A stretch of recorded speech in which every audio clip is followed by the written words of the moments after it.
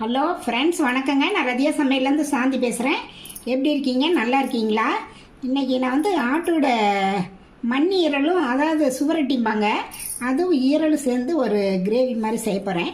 நான் எப்படி செய்கிறேன்னு உங்களுக்கு செஞ்சு காமிக்கிறேன். ஃபஸ்ட் டைம் வீடியோ பார்க்குறவங்களா இருந்தால் சப்ஸ்கிரைப் பண்ணிக்கங்க. பக்கத்தில் இருக்க பெல் பட்டனை கிளிக் பண்ணிங்கன்னா நான் போடுற வீடியோவில் உங்களுக்கு உடனுக்குடன் வந்து சேரும்.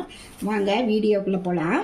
அது ஆட்டு ஈரலை போல ஆட்டு இந்த சுவரட்டியும் இதில் புரதம், இரும்பு எல்லாம் சத்துக்களும் இருக்குது. அது முக்கியமாக பெண்களுக்கு வந்து இது பல நன்மைகளை தருகிறது.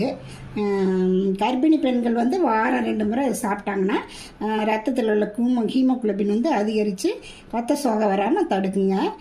அது நோய் எதிர்ப்பு சக்தியும் அதிகரிக்க செய்யுது. மெயினாக குழந்தைங்களுக்கு வாரத்தில் ஒரு தடவைனாலும் நம்ம செஞ்சு கொடுத்தோம்னா அவங்களுக்கு ரொம்ப நல்லதுங்க. வாங்க நம்ம என்ன எப்படி செய்கிறதுன்னு பார்க்கலாம். ஃபஸ்ட்டு அதாவது இதில் வந்து ஒரே ஒரு மண்ணீரல் தான் கிடச்சிது. இதில் மேலே ஒரு தோல் இருக்கும், அதை எடுத்து எல்லாம் க்ளீன் பண்ணியிருக்கேன். கூட கொஞ்சம் ஈரலும் எல்லாம் சேர்த்து ஒரு 1/4 கிலோ இருக்குது.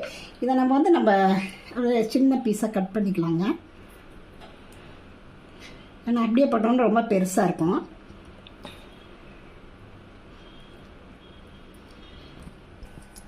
அடுப்பத்தை வச்சு ஒரு கடாயில் கொஞ்சமாக எண்ணெய் ஊற்றி வச்சுருக்கேங்க. அதில் வந்து ஒரே ஒரு பட்டை, 2 கிராம்பு போட்டுக்கலாம். அப்புறம் சின்ன வெங்காயம் அது வந்து கொஞ்சம் போட்டு நல்லா எண்ணெயில் வதக்கிக்கலாங்க.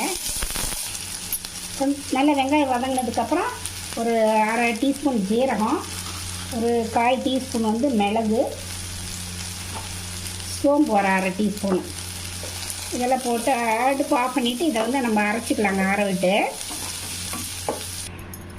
ஒரு பேனில் எண்ணெய் ஊற்றி வச்சுருக்கேன். எண்ணெய் காஞ்சிருச்சு. பெரிய வெங்காயம் நல்லா பொடிசாக கட் பண்ணி வச்சுருக்கேன், அதை போட்டுக்கலாங்க. கொஞ்சம் கருவேப்பிலை நல்லா வதங்கிட்டுங்க. நல்லா கொஞ்சம் இஞ்சி பூண்டு பேஸ்ட்டுங்க. இஞ்சி பூண்டு பச்சை வாசனை போனதுக்கப்புறம் தக்காளி சேர்த்துக்கலாம். இதுக்கு வந்து கொஞ்சமாக உப்பு போட்டு வச்சுக்கலாம். தக்காளி வதங்கிக்கும். தக்காளி நல்லா வதங்கி பச்சை வாசனை போட வரைக்கும் வதக்கலாங்க. கொஞ்சம் மஞ்சத்தூள் இதில் சேர்த்துக்கலாங்க.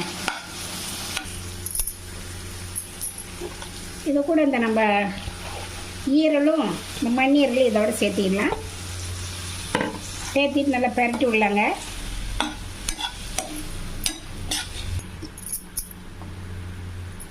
கறி மசாலா தூள் வந்து 1 ஸ்பூனுங்க, மல்லித்தூள் வந்து 1 ஸ்பூனு. இது போட்டு கொஞ்சம் தண்ணி ஊற்றி 2 நிமிஷம் வேகட்டுங்க. அரைச்சிட்டு வந்தது இதோட சேர்த்திக்கலாங்க. கொஞ்சம் தண்ணி ஆட் பண்ணிக்கலாம்.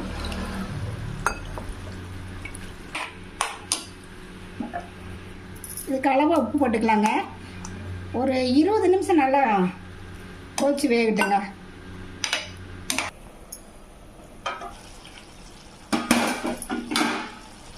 பாருங்க, நல்லா எல்லாமே வெந்துருச்சு. நல்லா திக்காகவும் ஆயிடுச்சு, கிரேவி ஆயிடுச்சு. நம்ம கொஞ்சம் பெப்பர் வந்து இதுக்கு கொஞ்சம் தூவிக்கலாங்க. கொஞ்சம் மல்லித்தலை போட்டு இறக்கிடலாம். அவ்வளோதாங்க. இது வாரத்தில் ஒரு தடவை 2 தடவைனாலும் நம்ம அடிக்கடி செஞ்சு கொடுத்தா ரொம்ப உடம்புக்கு நல்ல ஆரோக்கியமாகவும் நோய் எதிர்ப்பு சக்தியை உண்டாக்குறதா இருக்கும். நீங்களும் இது மாதிரி ட்ரை பண்ணி பார்த்துட்டு எப்படி இருக்குன்னு ரதியா சமையலுக்கு சப்ஸ்கிரைப் பண்ணுங்கள், லைக் பண்ணுங்கள், ஷேர் பண்ணுங்கள். அடுத்த வீடியோவில் வேறு ரெசிபியாக சந்திக்கிறேன். வணக்கங்க.